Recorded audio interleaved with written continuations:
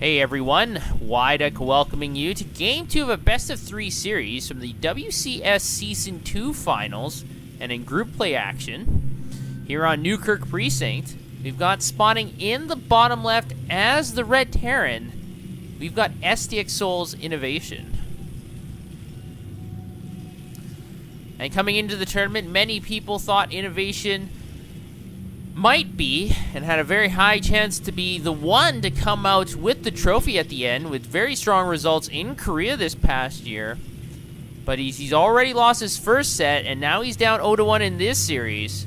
To his opponent spawning in the bottom right as the blue Protoss, representing Sweden and Team Alliance, we've got Naniwa.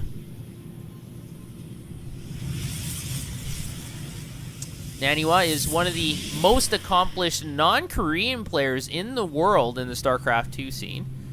He's actually moved to Korea to practice there.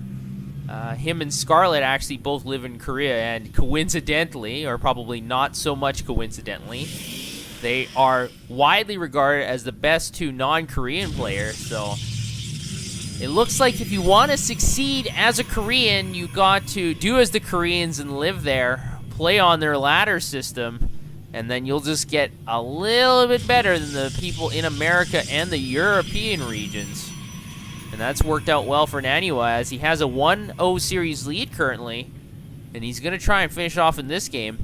Innovation, on the other hand, needs to find a way to defeat his opponents, as in the last few tournaments, he hasn't done that well. After getting 4-0'd by Maru in the semifinals in the Korea Season 2 series, he hasn't done that well, and TVT is his weakest matchup, but this is TVP, and he's already lost one game to Naniwa. And is Naniwa going to be able to close the deal, or is Innovation going to find a way to bounce back? And I really think it's important for Innovation to win this game, get some momentum, and then possibly win the next game to move on. But without that, Innovation is going to have a lot of confidence problems, I think, in the near future. Sorry, go. Min is over there. He will talk to you. Hi, Todd. Way to go, Calaris. Anyways, so Naniwa is going for a very basic build, Gateway and Cybernetics Core. And I find it interesting he puts both pylons next to each other, just like he did in the previous game. Other Protoss players like to, put that pylon somewhere else.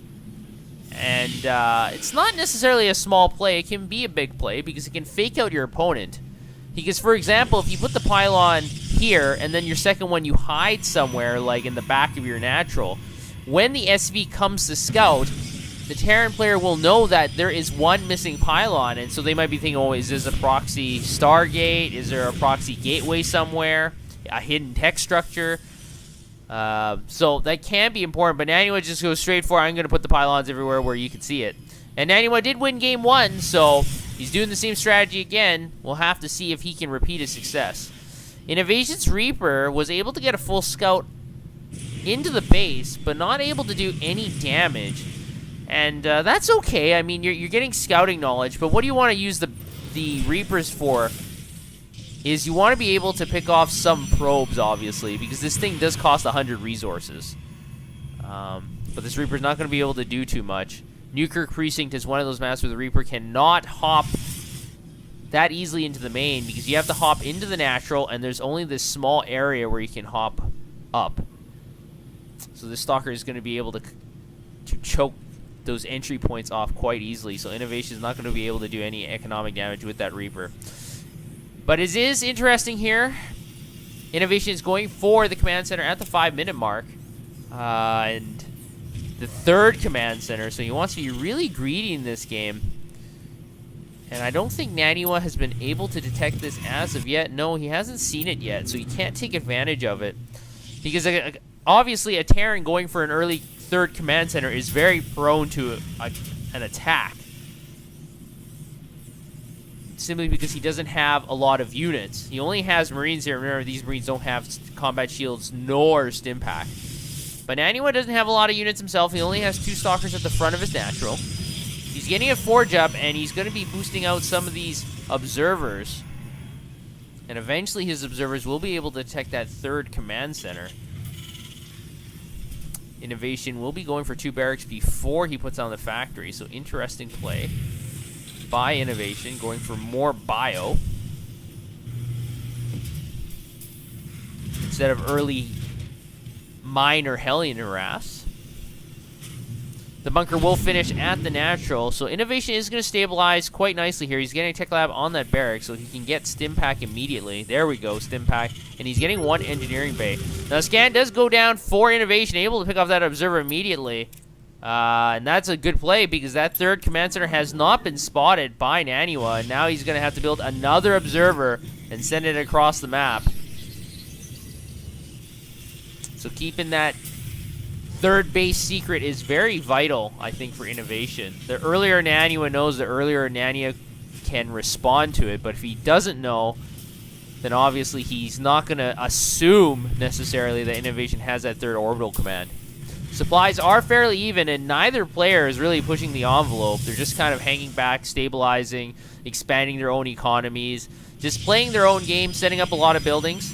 We have Twilight Council up, and there is a Zealot charge being researched. So that's a very fast Zealot charge. And at the same time, +1 armor is almost done for Naniwa. And this happened before in the last game as well, where Innovation was actually behind in upgrades. And that's going to be a problem, I think, for Innovation, because it really decreases the effectiveness of Stim Pack, because each attack is taking 1 less damage, or is doing 1 less damage. The observer is going to be floating in here again. I'm not sure if Innovation is going to be able to scout it. Yes, Innovation with laser vision is able to scout that observer once again to pick it off. Just great vision by Innovation. So once again, Naniwa's observer is thwarted, not able to see the 3rd. So overall in this game, I think it's going pretty well for Innovation. Naniwa's not exactly behind, but able to pick off those 2 observers and getting that 3rd base into position. I think the economic advantage is in the Terran's favor.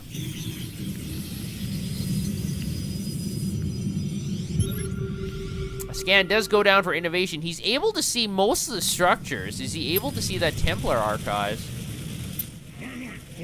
We've also got a drop coming into the main, but that's going to be scared away immediately. Yes, he's able to see the Templar archives, but I'm sorry, the Twilight Council, but not the Templar archives. So I guess that Protoss secret is still in the books. And now Innovation is getting his 2nd armor. He still hasn't started his +1 armor. But at least he's able to spot that 3rd Nexus expansion, so he knows the timing of that. And now Innovation has a small supply lead. Is he going to utilize that? Maybe push into this 3rd and do some damage?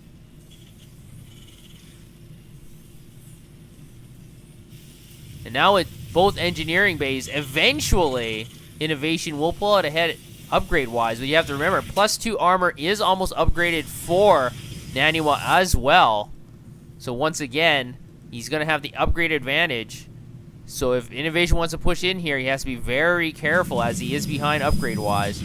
And the supplies are fairly even. The Nexus is about 65% complete. This lone Marine is going to be able to scout it. He's going to get chopped up for free. That's a lot of blood.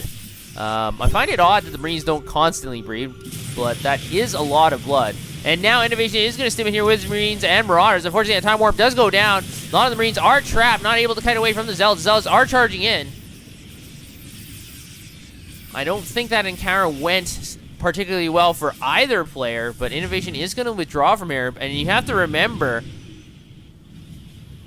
that Naniwa does have Storm, and Storm is really, really going to chew up these Marines and Marauders. He didn't even focus on Colossi. And now, with this Templar hanging back in the main, this drop has been thwarted again with feedback. Now, Naniwa is countering with his own Warp Prism, and this is very interesting. Where he can drop the Warp Prism is endless almost. So, Innovation is going to lay down a turret. But I don't think that turret is necessarily going to stop drops in his 3rd or his natural or even his main if they come from the back in that left area.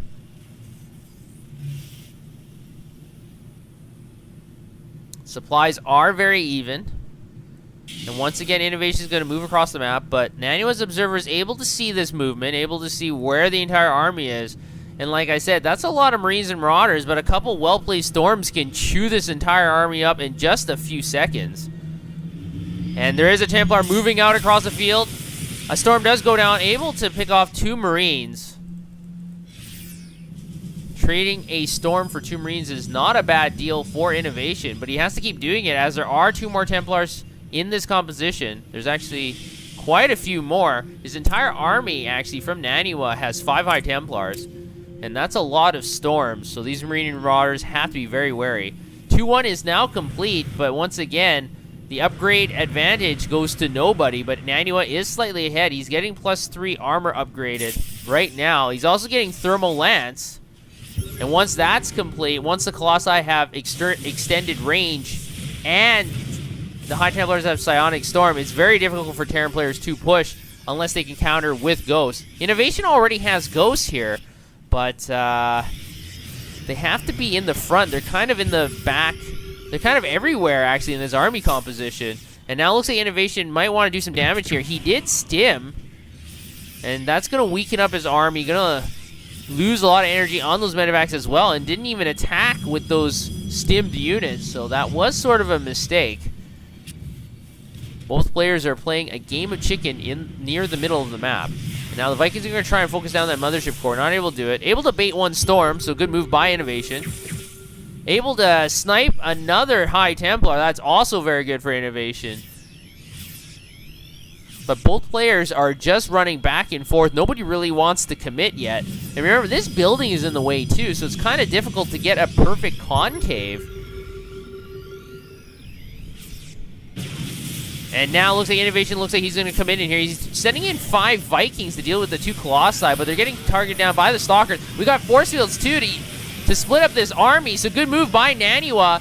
And with the Colossi in the back, with such good firepower, it will kill 11 units already. Looks like Innovation is going to have to retreat here just a little bit. They're both going to withdraw from the center. And the supply advantage has now shifted to Naniwa. And I think this is the first time he's actually had a supply advantage in quite a long time. And once again, it looks like there's going to be more and more Colossi on the way. I don't see that many Vikings. I only see 3, and there's already 2 Colossi and another one on the way. 3 on 3 is not going to work for Innovation. He's going to try and drop in the main, but Naniwa has already seen this with his observers. And this medevac might fall. Oh no, the medevac is able to unload all of its units before it falls. And now, these medevacs are already damaged, so it's very difficult to retreat. If Innovation picks up, he risks losing all of the units in the medevac. So it looks like Innovation is just going to leave his units here at the main. At the same time, he's going to have a confrontation near the 3rd base of Naniwa, but he's going to stim away. But unfortunately for Innovation, his units did not do a lot of damage in the main, able to destroy a couple cannons and some units. But not a lot of damage has been done. Resources lost is actually in favor of Naniwa.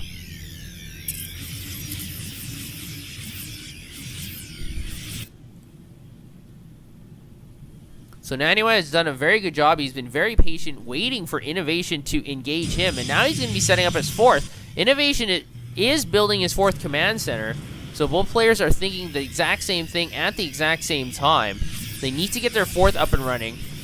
As the 3rd is dwindling in resources, the natural is nearly mined out. The main is very, very close to empty for both players.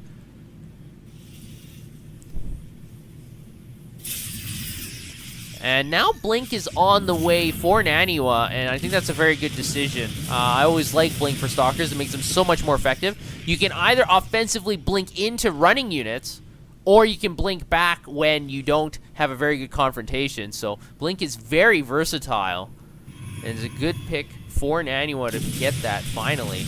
Now Innovation is cleaning up a couple of proxy pylons around the map, and that is important. You don't want units warping in all of a sudden attacking your SCVs from the back lines because of these pesky pylons.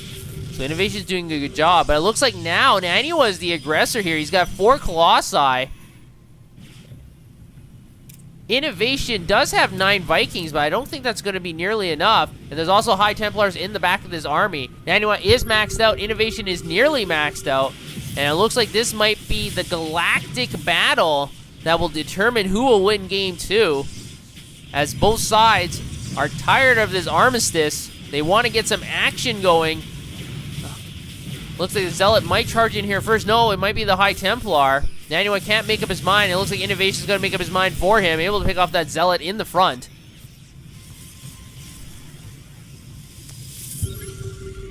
Now, both players do have 4 bases, and they've both stabilized pretty well. But whoever wins this battle is probably going to win the game. Now, the Vikings are focusing now on the Colossi. Storms do go down, able to weaken up a lot of these Vikings. The Stalkers are able to destroy 2 of the Vikings. And another Storm does go down, but none of the High Templars are dead yet. So, great move by Naniwa. Even though the Storms weren't perfect, he hasn't lost any of his High Templars either. And the longer that Innovation waits, the more energy these High Templars will have. And now there's going to be an attack at the 3rd base, it looks like. This building, once again, is stopping Innovation from getting a good concave. Storm does go down, weakening up a lot of those Vikings.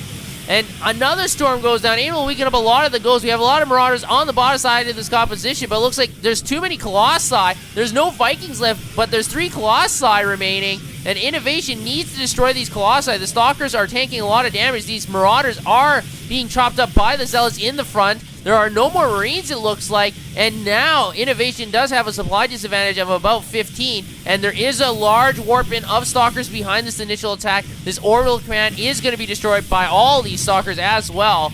And like I said, with 3 Colossi, you need so many more Vikings, but Innovation only has 1, and these Vikings are still rampaging with 18 kills on this 1 Colossi. And now it looks like the 3rd base from Innovation is going to be destroyed. Not a lot of resources left, but still, he's losing a base. And he is down by about 30 supply. Innovation is going to push into this proxy pylon area, but the Colossi have extended thermal lance, and they're going to wreak havoc on these Marauders. They're just doing so much damage. And with no Vikings, the Colossi are just able to fire constantly, and Innovation's going to tap out. So Innovation gets 0-2'd, or I'm sorry, 2-0'd by Naniwa. And I don't think a lot of people expected this, that Innovation would lose so early in the tournament. So once again, not really good performances by Innovation based on results lately. So I think his confidence will be affected when he heads back to Korea. But hats off to Naniwa, and I will hope to see you guys next time.